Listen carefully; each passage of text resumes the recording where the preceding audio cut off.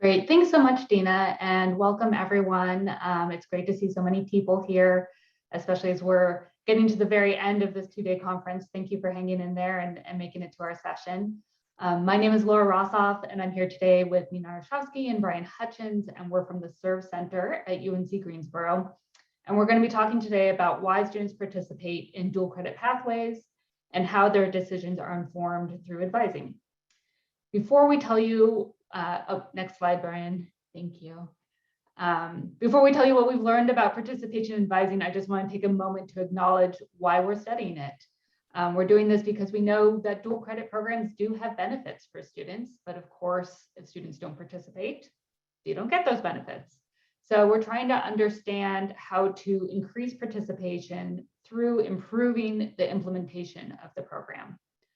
Understanding what motivates students to participate or what is a barrier to participation, how advising is done, and how advising does or does not influence students can ultimately lead to improvements in implementation.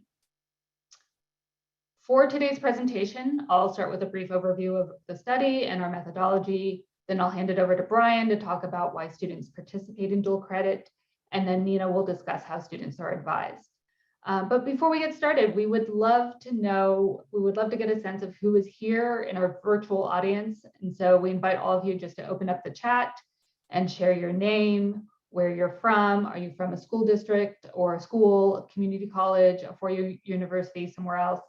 And your role in the dual credit universe. Are you a school counselor or a principal or a college academic advisor, researcher, or something else? We would love to get to know who we're speaking with. So go ahead and enter that as you get a chance. And Dina noted this before, but while we're presenting, please feel free to share your questions or reactions in the chat box. We'll be monitoring the chat and we will stop and address your questions at a couple points. So we do hope to hear from you. The work we'll be presenting today comes from a study of Career and College Promise, which is North Carolina's dual credit program. CCP, as we call it, has 3 ways to participate in the program. And today we'll be talking about the first 2 pathways listed on the slide, which are the college transfer and the career and technical education pathways. That third option you see listed there, cooperative innovative high schools, are a set of schools that primarily include early colleges. We want to focus on the first 2 options, college transfer and CTE, which are pathways for students who are enrolled in comprehensive high schools to earn college credit while in high school. The college transfer pathway is set up for students who are planning to eventually earn an associate's or bachelor's degree. And the CTE pathway allows students to work towards a certification or credential in a technical field. The study was done as part of the CCP Evaluation Partnership, which is a partnership between 4 organizations, the Serve Center at UNC Greensboro, where we're from, North Carolina's Department of Public Instruction, the state's community college system, and the RAND Corporation. And this work is funded by the US Department of Education. The data we're presenting today comes from 4 site visits to comprehensive high schools that we did around North Carolina during the 2019-2020 school year. We did originally plan to do 8 site visits, but the pandemic threw a wrench in that plan. Even so, with the site visits we were able to go to schools representing a diverse cross-section of the state in terms of regions and rural versus urban schools. And we were also able to do 2 focus groups with college liaisons from community colleges that were in districts that were different than the ones that we did the site visits with. So in the end, we did get a good cross-section of the state. The aim of these visits was to get a better understanding of the way CCP is implemented in different schools. And to do this, we interviewed administrators or staff at the high school whoever was in charge of coordinating CCP there. Generally, this was principals and counselors, but we also met with high school staff who were in other advising roles, as well as career coaches from the community college who spent time at the high school. And we also did focus groups with students. We made sure to talk to students who were in the college transfer pathway and in the CTE pathway. But we also spoke to students who were eligible to participate in dual credit because of their GPA, but they had chosen not to participate. And finally, I'll note that this is an ongoing study. So what we're sharing what we've learned so far, but we do plan to do more site visits and interviews this coming year, which is why your feedback and reactions will be really helpful for us. The results we're going to share are guided by these research questions. Again, ultimately, our goal is to learn more about implementation so that more students can participate and benefit from the program. So the questions we're trying to answer are, from the perspective of staff and students, why do students participate in dual credit? Do reasons for participation differ by the pathway that students participate in? Why do some students who are eligible to participate in dual credit not do so? And how does advising affect the level of student participation in dual credit? Our answers to these questions are grounded in what we already know from the existing research literature about participation. We know that dual credit students tend to be in 11th and 12th grade, and they tend to have higher academic achievement. This is to be expected because that's usually the target population for dual credit programs in most states, and many programs have minimum academic requirements. White students of higher socioeconomic status are more likely to participate, but recent data shows us that students of color and students from lower socioeconomic backgrounds are making the greatest gains in participation. So that demographic makeup is changing. Students give a variety of reasons for participating in dual credit programs, and past research has found that those reasons generally fall into 4 categories. Some students take dual credit classes because the program will pay for the cost of college courses, which reduces their ultimate cost for getting a degree. Dual credit courses may give students a chance to take a class in something that isn't available at their high school. Some students take dual credit to take more rigorous classes or to boost their GPA.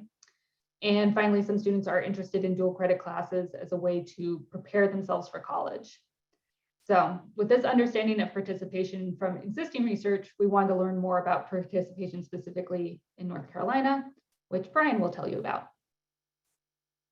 Hi, everyone. Thanks, Laura. I just want to start out by saying I'm going to be focusing my presentation on why students participate.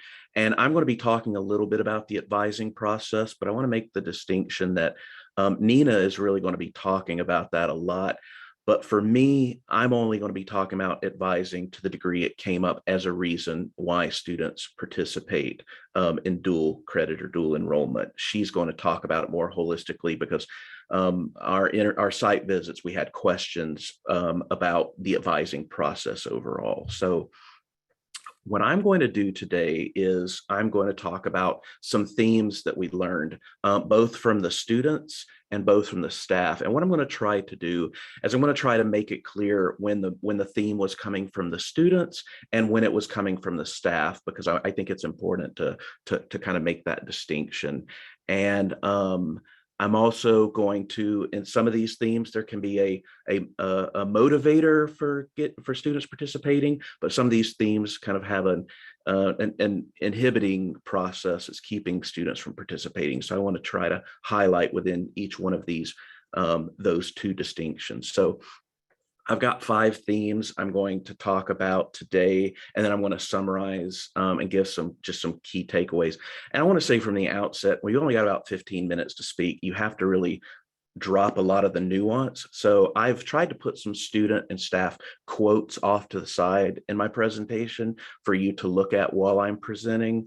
I wish I could say more, but you just have to condense it down. So a lot will get lost, but I think there's a really good summary here. And one of the things I think that's particularly innovative about our approach here is one of the student groups we interviewed were students that were eligible to participate, but did not participate. And I think their perspective is really interesting because there's a lot of research out there and students who are already participating, and and we have that as well. But knowing from those students who chose not to, why they didn't participate, I think is particularly important.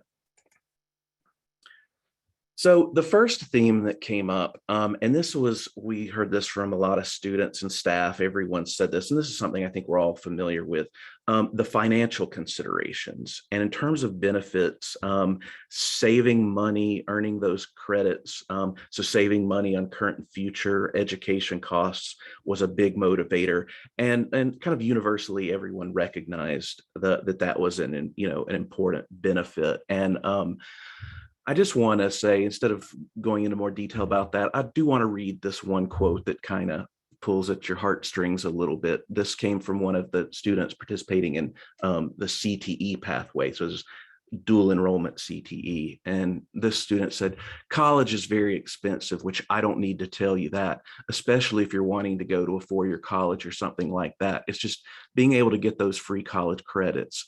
It's so alleviating because me personally, I only have my dad and I have 5 siblings. So there's a lot of us. So we're kind of tight with money. So I've always worried about him stressing because he does want to help me out with college. And I think that encapsulates a lot of what we heard from students talking about the cost savings. But another theme or kind of a barrier challenge, I think this has come up in other sessions, is associated with cost, is at least in North Carolina, Career and College Promise pays for the tuition. But in some districts pay for those additional costs that can allow students to participate, but some districts don't. And so that's one of the challenges that we heard. Well, we didn't hear it so much from the students, but the staff that we talked to really talked about this issue of textbooks, lab equipment, and things like that could be a challenge.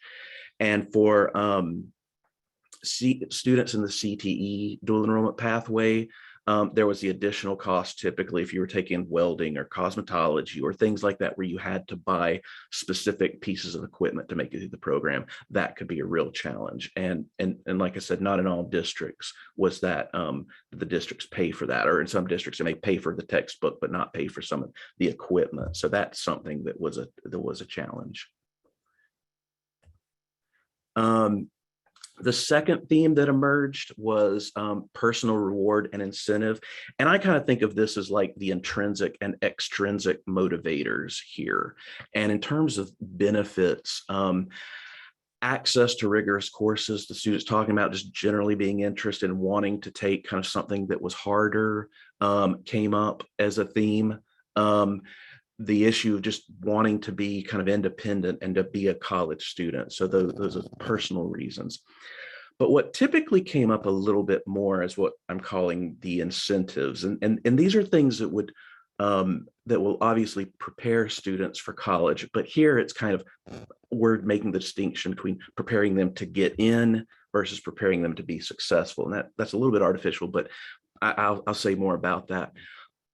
What came up from a lot of staff and students is the idea of being able to accumulate those credits or to get a credential while in high school, improving one's GPA and the chances of getting into college. And the fact that some students perceived that it was easier than AP and you didn't have the exam.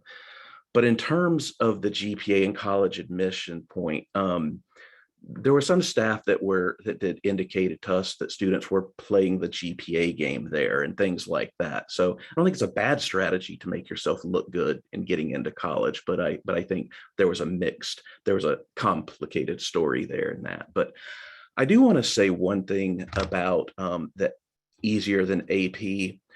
For some students, it was just like, it is easier, but for some, the exam component, they said, I want to be judged by the whole of my academic achievement, all the assignments I do. And it was high stakes having to take this one test that can determine or not. So it wasn't that they were communicating necessarily that they wanted it to kind of bypass that for any reason other than they just wanted to demonstrate with multiple opportunities that they could do this work.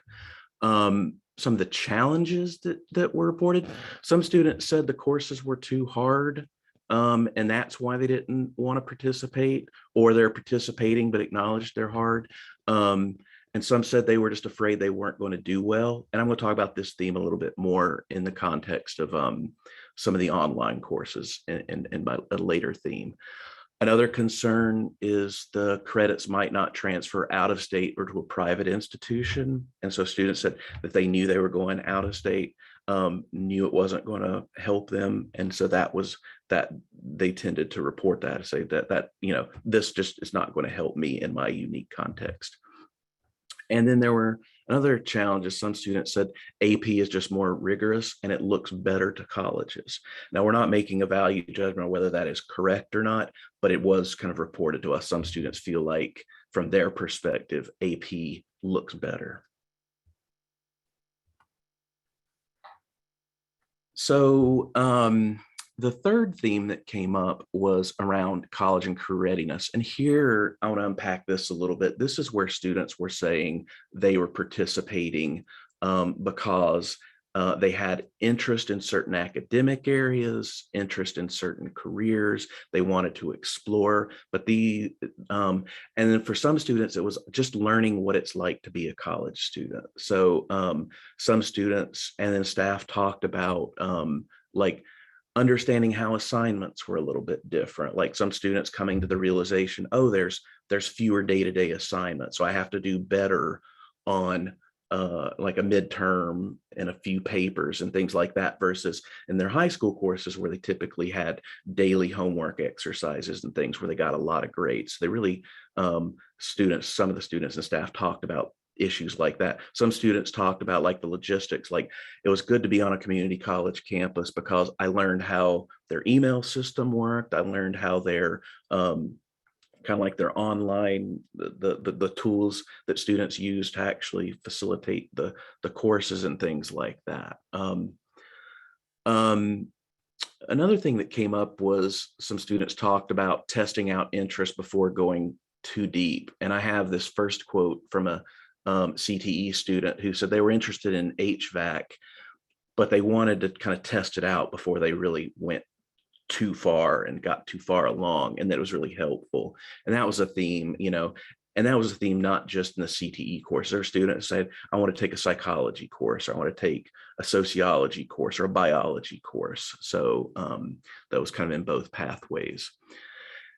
And there was also this notion of just generally getting ahead and jump starting one's career. And there were some students, like in the second quote, someone saying they were wanting to do psychology and they knew it was going to be a long road to hoe for them. And so they wanted to just go ahead and get it going so that they could be done with it earlier.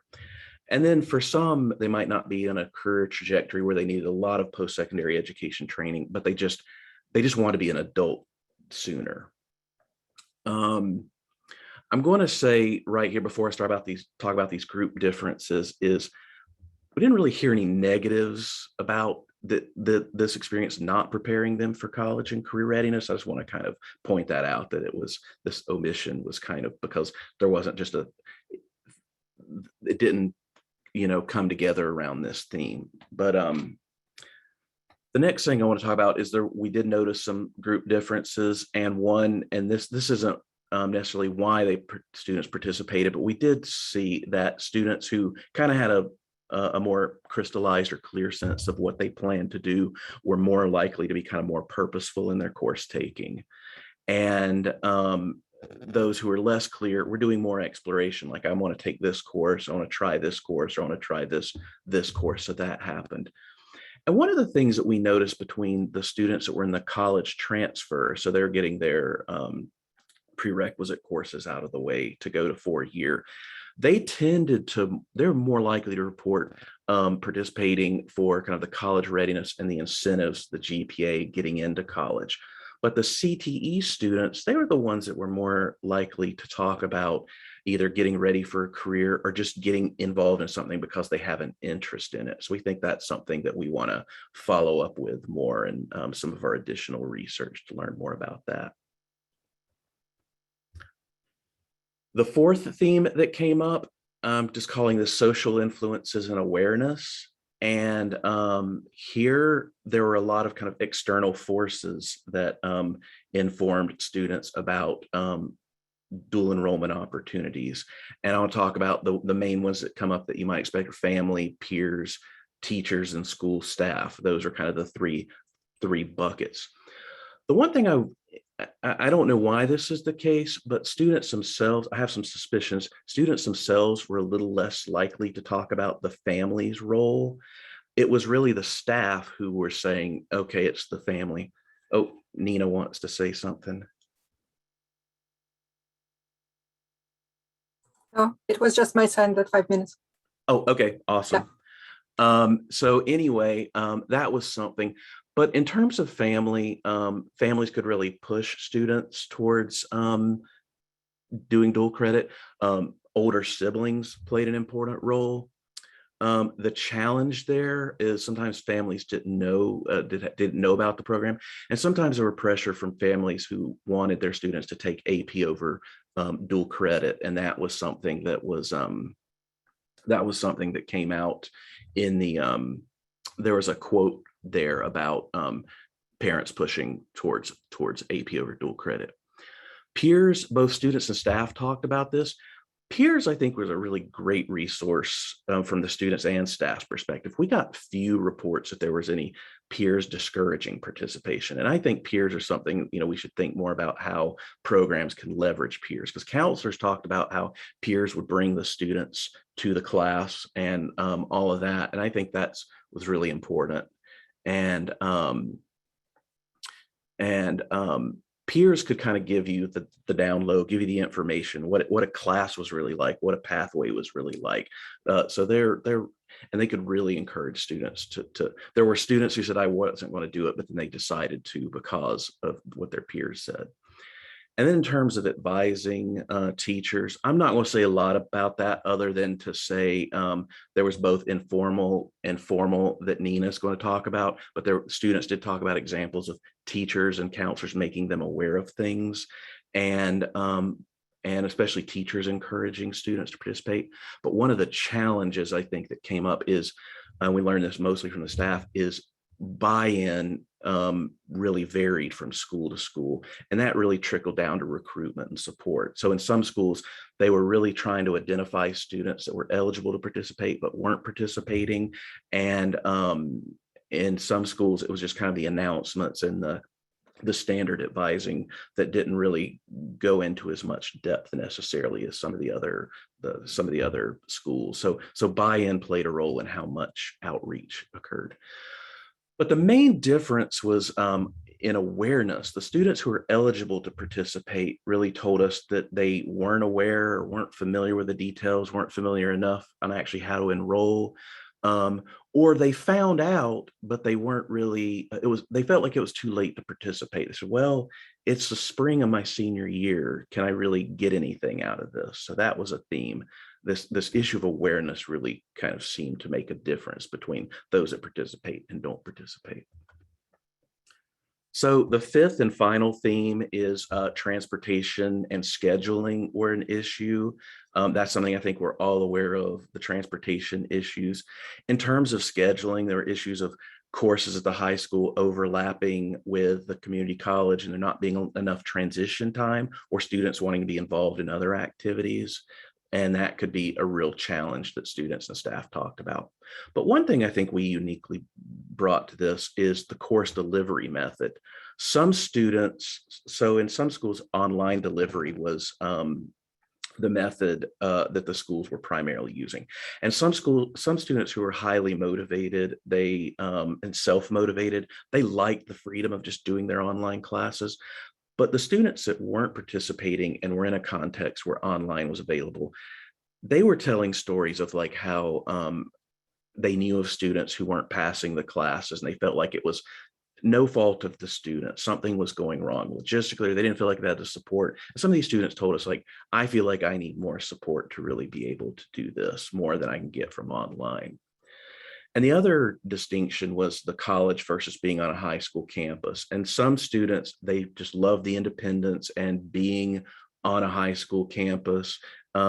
But for some students, they were a little bit intimidated and overwhelmed by being on a college campus, or they just didn't want to deal with the logistics of trying to bum a ride with a friend or something like that. So I can't say that there's any one way that all students wanted. Everybody wanted something a little bit different depending on their beliefs and their context. But I think that's important. The delivery method was something, a theme that emerged that we need to think about.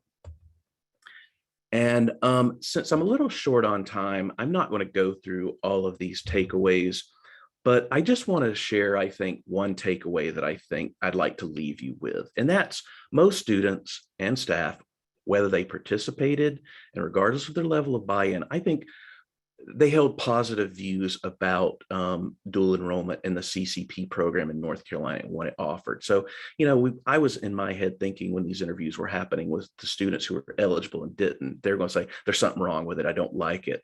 And really, it really came down largely to awareness, and or maybe things didn't fit with their situations. They faced challenges, but almost all students and staff said this is a really good opportunity and a really good program. So I think that's the key takeaway that came out from our data around why students participate and what we learned from staff. So with that, I don't know if we have a minute, if there's any questions that came up that I need to address now, or we just keep on going, but it doesn't look like. I'm just scanning through.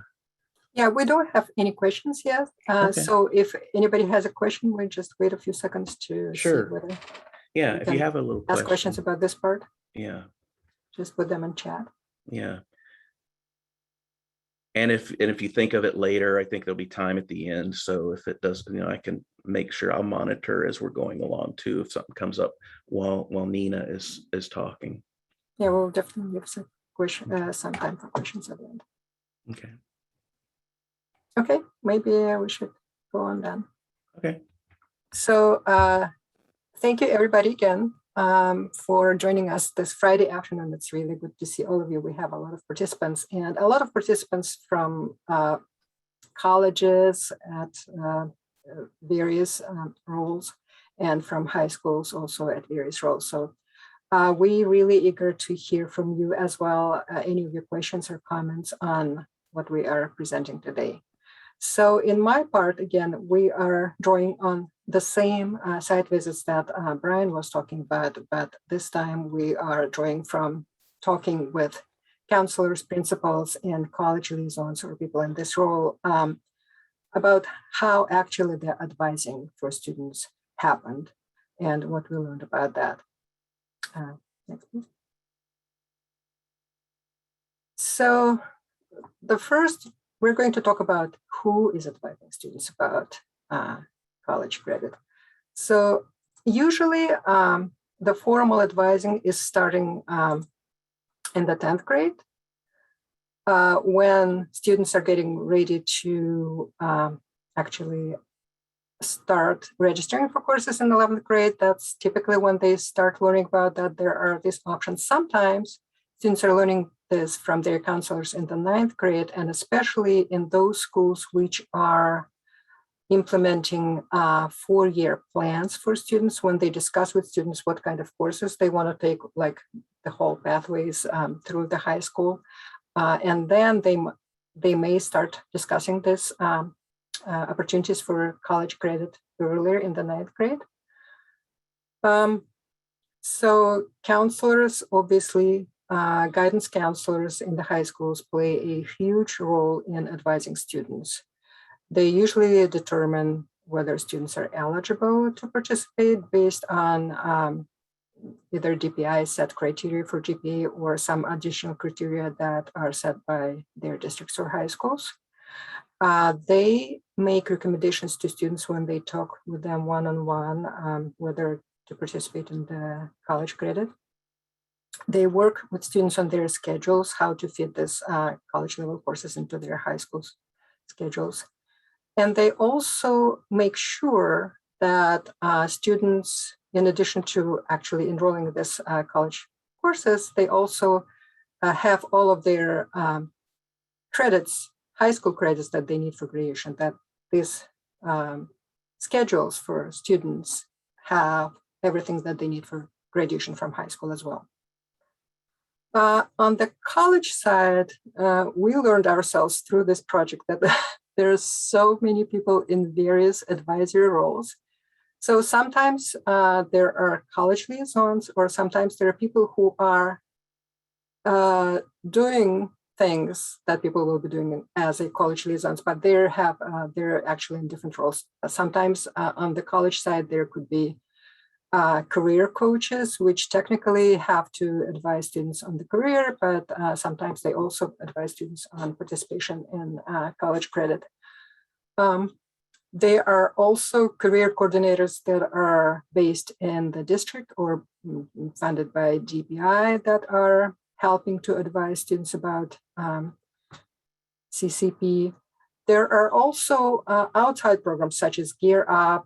There are success coaches from college. There are various other district-based programs that are helping students to be prepared for college, who are doing this kind of advising.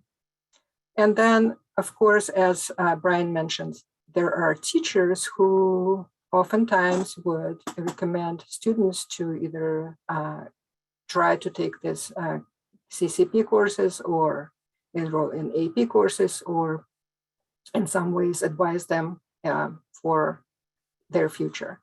That is on the formal sort of advising side, which happens in the school. And then, of course, as Bryan mentioned, there's informal advising by peers or older students who already went through the program, or from family and community members who are also sometimes provide information about either positive or negative, more often positive than negative, about their own experience in this CCP courses, and sort of provide information for students. So basically, there are two stages of advising. One stage of advising is before students made a decision to participate in the CCP. And that's more about sort of students knowing about their awareness about CCP courses and what happens there, and their understanding of what it takes to get enrolled and complete these courses successfully. And usually this advising is happening on the high school side, and it's mostly done by counselors, teachers, sometimes administrators.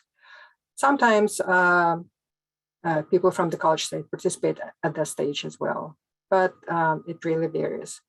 And then after students made the decision to participate in CCP course, then there's, no,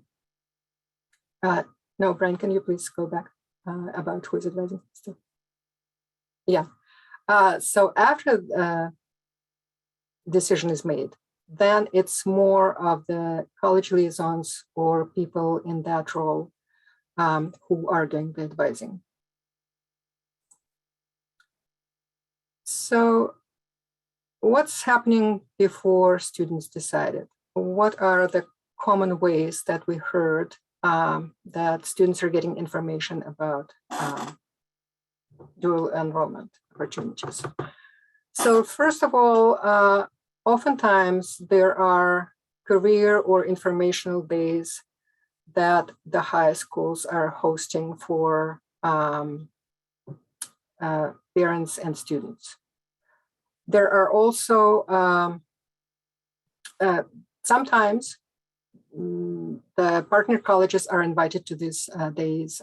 There are informational nights for parents. There's orientation nights for parents who are coming to the school. And sometimes faculty from partner colleges are invited, and sometimes they don't appear there. Even though we've visited 4 different high schools and then spoke with some of the college liaisons, we've still found a variety of different ways how schools and districts are handling these things. Sometimes these information days happen only at the partner college. And in this case, we just heard from staff that in high schools that usually fewer students and teachers are visiting these kind of information days in college. The second way, which is pretty common, is that there are school announcements that are happening oftentimes in the morning in the schools when students are informed about their opportunities to enroll in CCP, to register for the courses and things like that. That's oftentimes sort of brief announcement that here's opportunity, go and do this, and this is happening today or tomorrow or this week. Another common way is that when counselors are going to they're trying to get to all of the students in a certain grade, either it's 9th grade or 10th grade, by going into the classes that everybody is taking. And oftentimes it's English classes. Sometimes there's a homeroom, then counselors will go to the homeroom and do this information sessions for students where they have a little bit more time to describe what CCP program is and what kind of opportunities are presented for students in this program. Then when school wants to provide this information to parents, it often happens through the newsletter to parents or phone messages to parents, which is going to everybody. Sometimes they're using websites. Some schools are using their Facebook page. So whatever ways they're using to communicate with parents, they are going to do it. And then again, there are parent nights, but oftentimes parent nights are happening for those students who already decided to enroll in CCP. It's not necessarily for everybody. And then, of course, one of the major ways are counselor recommendations, when counselors are talking one-on-one to students, and they are talking to students about these opportunities. And then, as we just talked, teacher recommendations. And it could be teacher recommendations in CTE classes. For example, many schools have CTE programs where they have pathways, high school pathways for CTE. And then teachers in these high school pathways will actually inform students that for the same pathway, let's say in welding or agriculture or some other pathways, nursing, some other pathways that may be available in the high school, they will say that actually you can also take some college level classes within this pathway.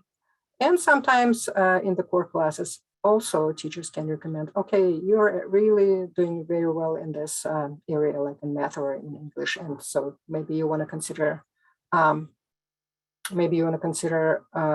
taking a CCP course.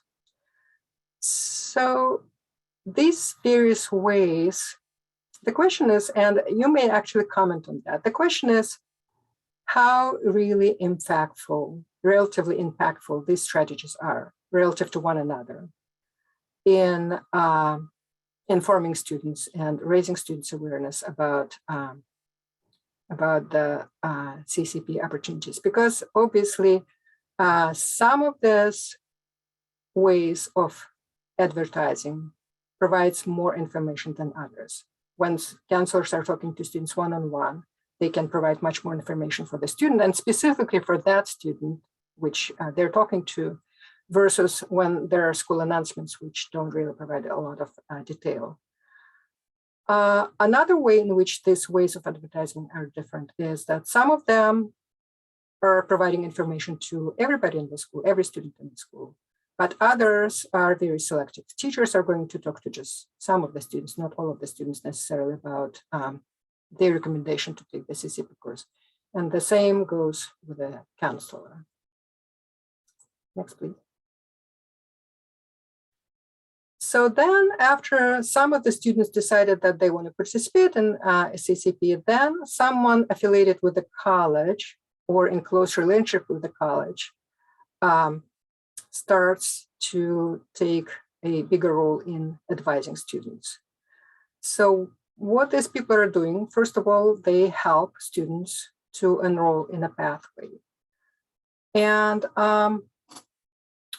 an interesting thing we learned, as Bryan already mentioned, that actually virtually in every school we visited and spoke with a counselor on the high school side, all of them noted that when we asked them specifically, how much do you think students are aware about or knowledgeable about the pathways? All of them said that, well, we don't think students really know much about the pathways.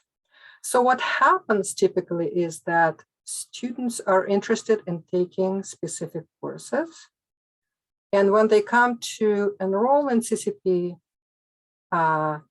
course, then they learn that this particular course is on a pathway. It could be a college transfer pathway, it could be CTE pathway, and then they just check mark the pathway because the DPI policy requires that every student that is taking CCP course has to be on the pathway. So they just check the mark. Sometimes whoever is advising student at this point doesn't even notify student about that they're on a specific pathway. They just check the box and student doesn't even know that they're on a pathway. Sometimes they do, but students can change their pathways and it's okay because we know that they're exploring their options. So they may start with one pathway and they decide that they like it and they may try another one. But as we say, students are not really knowledgeable about the pathways and don't necessarily have a plan to go through the whole path unless it's a very specific CTE pathway like welding or cosmetology. Obviously, that's something that students are more aware about. Then these advisors also help students with the logistics of registering and attending this dual credit class. Oftentimes they help them with whatever online platforms there are to help them there. And the third way in which advisors from the college side are involved, they are involved in communicating with student and or school about students' performance in dual credit class. And here again, we heard about a variety of ways and extent to which this communication occurs. Starting from really, there is no communication at all from the college side to the high school side about how students are doing in class until 2 weeks after the class is over. And in this case, they only learn about how students did after the class is over.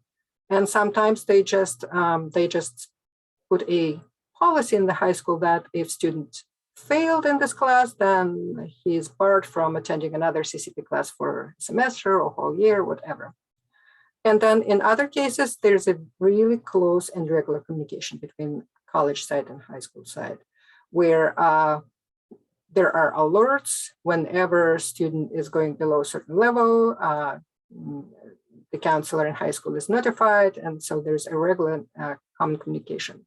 We also heard from counselors and college liaisons that they might have regular meetings, either weekly or monthly meetings, where they talk about issues and things like that. So there's a huge variety on that front as well. Next, please. So what are the factors that are affecting student participation in CCP, which are related to advising? So as Bryan mentioned in his presentation, school staff's awareness of CCP structure and opportunities and school staff buy-in into the program is a huge factor in terms of how much they're going to approach students and encourage them to participate in the program. We've been in schools where some principals know very little, like almost nothing about CCP and what it has to offer to students. Counselors, of course, always know a little more than principals because they have to deal with that. But again, we've heard from some of the counselors that they really don't know much about the pathways. They know that there's opportunity to take these classes, and that's about it. They don't know much about pathways, what kind of pathways are there, what opportunities are there. As a result, counselors cannot pass this information to students, but also as a result, counselors are limited in their providing information to students before students decide whether to participate or not. Then in terms of buy-in, this awareness, of course, plays a role in buy-in, because if you don't know about the program, you don't have enough information to get buy-in. But what I can say that we heard from everybody, every single person who we talked to, we heard from them that they really definitely want the best for their students. That's for sure. Everybody said that they recognize that CCP courses provide benefits for students, and they think that it's really good and they want the best for their students. At the same time, in some schools, not in all schools, but in some schools, at least in a couple of schools that we visited, there were concerns. And one of the concerns was that they may be losing teacher positions, and sometimes especially AP positions, because so many students will go and take this college credit classes. Like one of the counselors said, we want to do what's best for the kids, but don't want to lose teachers in the process. So, and actually in both cases where this was a concern in school, thank you, Laura, we heard that that was a fear, which did not actually materialize. Because when we asked about that, they say, no, we actually did not lose any teachers in the process. But in one of the schools, they said that we know that some other high schools in the county did lose their teachers to the process. So there's this fear of losing teachers, which may or may not be real. And that's something we probably would want to figure out in our later research as well. There's some stigma of community college. And we heard this word from both college liaisons and from counselors when they say that sometimes these CCP courses are perceived as a courses which with a lower rigor than, for example, AP courses. And Bryan talked about that as well. And the third concern is that they really want students to succeed in these courses. And therefore, sometimes schools are being more selective in terms of who they want to participate in these courses. Which goes to the next point, which is that they want to enroll students who are prepared and likely to succeed. And that's especially true for online courses, because as Bryan said, oftentimes in online courses, students are more on their own than when they're dealing with a teacher face-to-face. And actually, in a couple of the schools, they first let students take online courses independently on their own, but then they went back and decided to set up a specific space for students where they actually sit there and take online courses all together. And there's a supervisor who is watching them and making sure that they're actually working on their online courses. It's in media lab or something like that. So they're not actually allowing students to fail. And that was especially true in one of the schools where they did not get information about their students until they actually finished their courses. And in the same school, they put the additional restriction for eligibility at 3.5 GPA because they were really, and that was the school where most of the CCP instruction happened online because they were really scared about students failing their courses. So they put additional restrictions on students. And in that school, like among other schools, the participation of students was, of course, lower than in other schools that we visited. We kind of asked schools to estimate the proportion of their students, and oftentimes it was around 20%, but in one school it was around 10% of students, and probably because they restricted their student participation. And then college guidance counselors also commented on capacity, because CCP adds a lot of work, and especially if there's not a lot of help from the college liaison, there's a capacity issue on the part of guidance counselors. And sometimes college liaisons could be in school only a couple hours per week and not more than that. So a lot of that work falls on the guidance counselor. Next, please.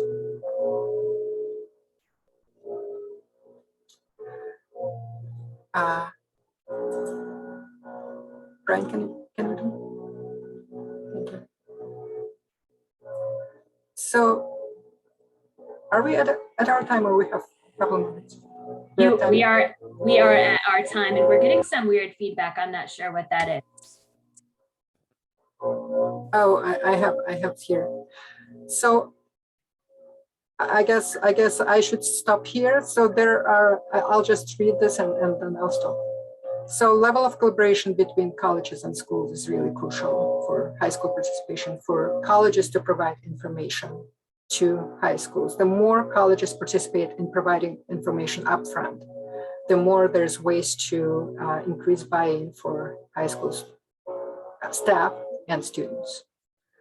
Advertisement and recruitment strategies obviously have a big impact on student and parent awareness.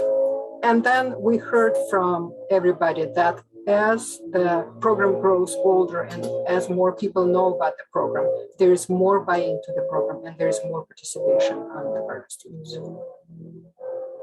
Okay, let's go to our last slide.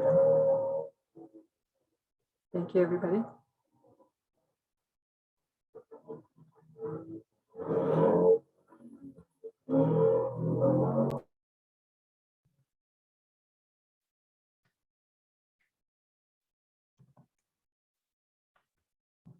So I guess we are out of time and do not really have any time to take questions, but I guess I'll say on behalf of the group, thank you for your time. Thank you for being here. Our slides are online. Let us know if you have any questions about anything, email us, reach out, and we'll be delighted to answer any questions that we didn't get to answer today. Brian, if you advance one more slide, it has our contact information. Oh, that would be helpful. Why don't I actually? Yeah. So this will be on the conference website, but here's our contact information. And since we ran a little short on time and some kind of noise there kind of at the end, please reach out. This is what pays our mortgages, answering questions and participating. So please email us, let us know if you have any questions, but thank you again. Thank you all so much.